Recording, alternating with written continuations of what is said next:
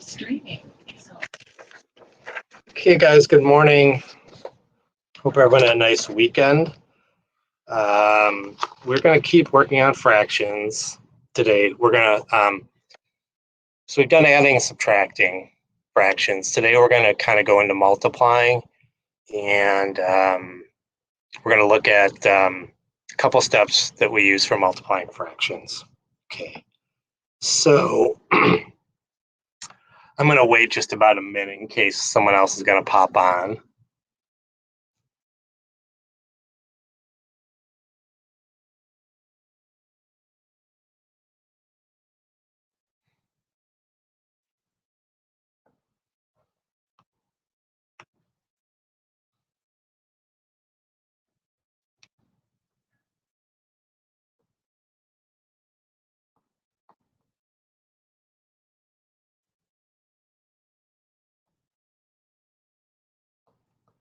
Okay, so I'll go ahead and get started here. Okay, you guys, so when you have, we're multiplying fractions, what you're going to do is just going to multiply the numerator times the numerator. So in this case, 3 versus the 3, and that's going to give us 9. And then we multiply the denominator, which is the 5 here, times the 4. And we're going to get 9/20. Pretty straightforward, you guys. It's just multiplying across 9. So 3 times 3 is going to be 9. The 5 times the 4 is going to be 20. This one will do 1 times 4 over 8 times 10. And this one's going to be 8 over 40. This is where we'll do this one 8 over 40. Okay, that's the answer. But a lot of times they're going to ask you to put in the simplest terms. So we know 8 goes into 40. 8 goes into 8 one time. And 8 goes into 40 one time. So this is going to be one of those where you might get 8 over 40 as your answer, but you don't see that in a multiple choice A, B, C, or D. You might see 1/5. And what you have to realize is sometimes we have to simplify fractions. Okay, so remember 8/40 is the same as 1/5. They're both the same fraction, but 1/5 is a simplified form of 8 over 40. So there's one thing we can do here to make this a little bit easier, you guys. We could have taken some numbers out to begin with. Okay, we realized that we could have taken a multiple out of top and the bottom. So for this example, you see 1/4 times 8 over 10, you're going to realize 4 goes into 8. So 4 will go into 4 one time. It would go into there. So what you would get then is 2/10, and that equals 1 over 5. So we can always cross out a number from the bottom to the top. Okay, so we can make our fraction a little bit smaller to begin with. That way we're not getting the 8/40, you're getting the 2/10, but we still have to simplify to get the 1/5. Okay, well, let's do a couple more. We're going to basically take out some numbers, you guys. Let me see here.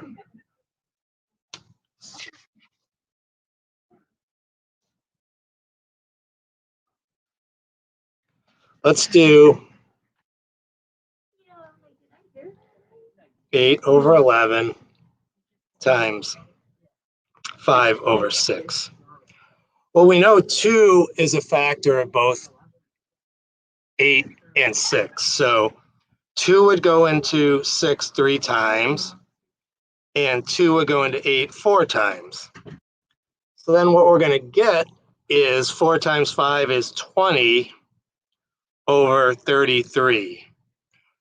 If you don't want to do that, that's fine, you guys, because what we would get is if we just do 8 over 11 times 5 over 6, we're going to get 40 over 66. And then all you have to do is you can take, we realize that 2 goes into every even number. So 2 is going to go into 40 20 times, and 2 is going to go into 66 33 times. So it just depends when you want to do it, but it's always good to try to get fractions a little bit smaller because they're easier to work with. Okay, let's do another one.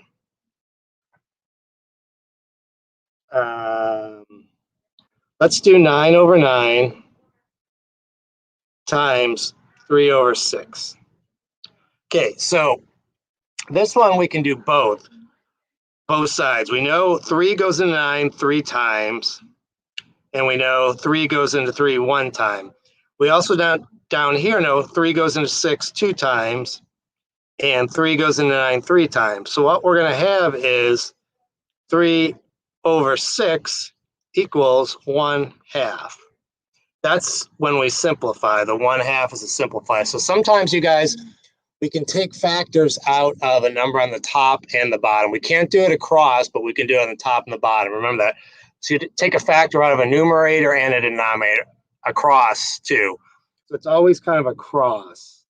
Let's do another one just so we're clear here. Let's do 9 over 10 times 6 over 8.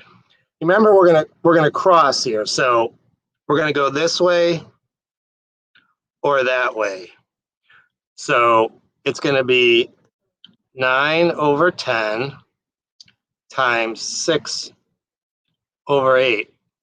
And we see the 10 and the 6, if we're going cross,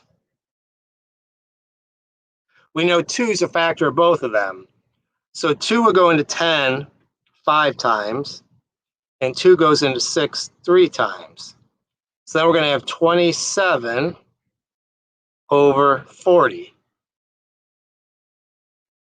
Okay.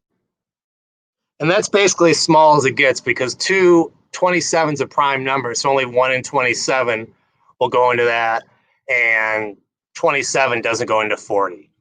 So the thing you guys have to realize, we'll go back and do another one. We're just going to basically, when you do a multiplication one, we're just multiplying straight across. So let's do 6 over 10 times 1 over 3. So we don't take anything out. We'll just do a straight. You're going to multiply the 6 times the 1. That's going to be 6. And the 10 times the 3 is a 30. But we realize 6 will go into 30 5 times. So 6 goes into 6 1 time, and it goes into 30 5 times. So the simplest terms is 1 over 5. But if we want to back up here, we realize that we can do some cross canceling with the 3 and the 6. Okay, so we know that 3 is going to go into 6 2 times. So that'd be 2 over 10 times, now this is going to become a 1, so times 1 over 1. Then we get 2 tenths, and we know 2 goes into 10 5 times. So this would be 1 over 5. So you guys, there's a couple different ways. You can always just go straight across, okay, and then simplify a little bit later.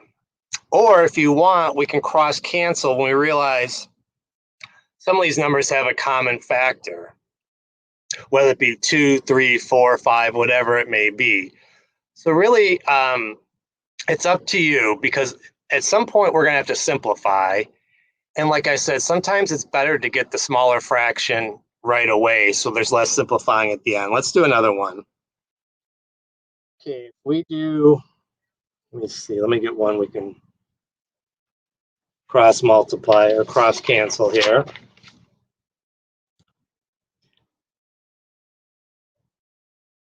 If we do 4 over 10 times 7 over 10.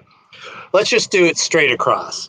So the 4 times the 7 is going to be 28, and 10 times 10 is going to be 100. But we realize those are even numbers. So whenever you have two even numbers, we know that 2 is going to at least factor into them. But in this case, 4 is going to go into both numbers. So 4 goes into 28 7 times, and 4 goes into 125 times. So this simplified is going to be 7 over 25. If we just did 2, which you can do, 2 is going to go into 28 14 times, and 2 is going to go into 150 times. But that's not as small as it can go. We can look again. Oh, 2 goes into 14, 2 goes into 50. 2 goes into 14 7 times, and 2 goes into 50 25 times. So keep in mind, all these three numbers, they're exactly the same, but sometimes it's going to ask for simplest terms. But let's back up on this one here, because some of you might have realized we can do some cross canceling here between the 4 and the 10. We know 2 goes into both of those. So 2 goes into 4 2 times. That would be 2 over 10. And 2 goes into 10 5 times. So that would be 7 over 5. So if we multiply straight across, it's going to be 14 over 50. So we've got this number right here. And then all we have to do is simplify it to the 7 over 25. So a lot of multiplication, you guys, is just simplifying, because you multiply straight across and you're going to get a number. But the question is it in the smallest fraction we can get? A lot of times it isn't. Sometimes it is. I'll try to show you one where it is here.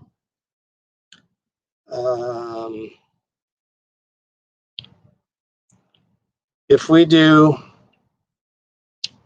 let me find one here. Okay, 9 over 10.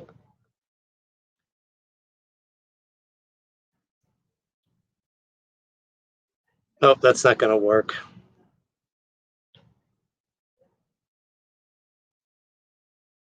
Let's just do 9 over 10, and we'll do times 2.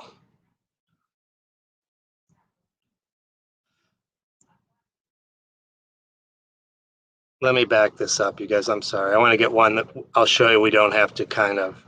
So if we have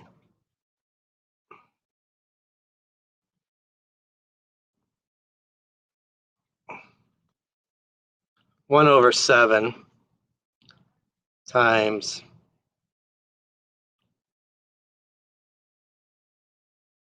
2 over 1. So we're just going to go 1 times 2 is 2. 7 times 1 is 7. That is, 2 7s can't be reduced because we have an even number and an odd number, and 7's prime. So we're going to realize nothing can go into 7 except 1 and 7. So sometimes you will get a fraction in the simplest terms. But if you don't, once again, don't panic. Realize, can 2, usually it's 2, 4, maybe a 3, maybe a 5. Can 2 go into both the numerator and the denominator? Can 3 go in the numerator and denominator? Can 4, 5? So you want to look for some of those common numbers. And sometimes, you guys, I mentioned you want to have your multiplication chart out, because you can go across and see, if you get like 2 numbers and you see a common number, like for example, if you do 3, 6, 9, 12, 15, you're going to say, well, 3 times 5 is 15. Then if you do the 5s, 5, 10, 15, you're going to realize 3 goes both into 15, and 5 also goes into 15. Same thing maybe with 6, and we'll use 5 again. If I do like 6, 12, 18, 24, 30, and you have 5, 10, 15, 20, 25, 30. Well, if I have like a fraction with a 6 and a 5, I'm going to realize sometimes if we have 30, 6 is going to go into 30 and 5 is going to go into 30. So maybe we can reduce that. Okay. There's just some common patterns that you guys want to look for. 2 is always a great number for even numbers, because 2 will go into every even number. So keep in mind that if you have 2 even numbers, anytime you have, like, we'll say 12 over 20, we know we can reduce that because 2 is going to be able to go into both of those. Okay. Or if you have like 6 into 18, 2 is going to go into both of those. If we have like 4 into 28, 2 is going to go into both of those. So whenever you have two even numbers, you realize, well, I can simplify that a little bit more just by dividing the top number and the bottom number by 2. Okay. But the biggest thing to remember, you guys, just the process of doing fractions is you're just going to multiply straight across. So if I have 6 over 10 times 1 over 3, just remember to start, we just multiply straight across. So 6 over 30. Okay, that basically is always going to work. I got 6/30ths, and I know just by doing that, that 6 will go into 35 times. So if I reduce that, that's going to be 1/5. But if you feel comfortable, you're going to realize, oh, hold on here. I have 6 over 10 times 1 over 3. And if I cross cancel, I'm going to look at this and go, oh, I know that 3 and 6, I can take 3 goes into 3 one times, and 3 goes into 6 two times. So in this case, I'm going to get 2/10. And then, like I said, we're going to take 2 out of both those, and then you get 1/5. So if you feel comfortable enough in cross canceling, go ahead and do that. If you don't, just remember you're going to multiply straight across, numerator times numerator, denominator times denominator. Okay. Just remember, sometimes there'll be a little more reducing at the end, which is fine if you feel comfortable reducing. But when you cross cancel, sometimes the numbers are going to be a little bit smaller.